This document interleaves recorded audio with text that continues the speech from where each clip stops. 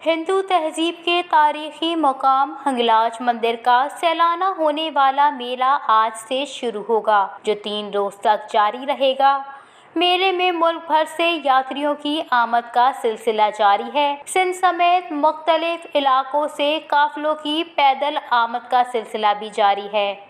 हर साल की तरह इस साल भी हजारों यात्रियों की शिरकत मुतवक्की है।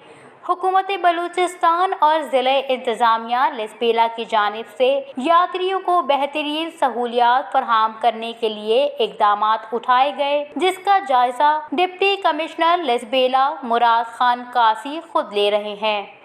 लिसबेला पुलिस की जानिब से सिक्योरिटी के भी सख्त इंतजामात किए गए हैं। यात्रियों को सहूलियात फरहमी के लिए कोस्टल हाईवे पर 3 रेस्ट पॉइंट कायम किए गए हैं, जहां पैदल और गाड़ियों में काफिलों की शक्ल में आने वाले यात्री आराम कर सकेंगे।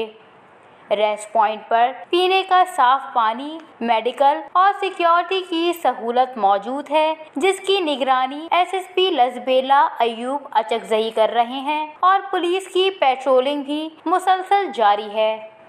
वश न्यूज़, लिसबेला।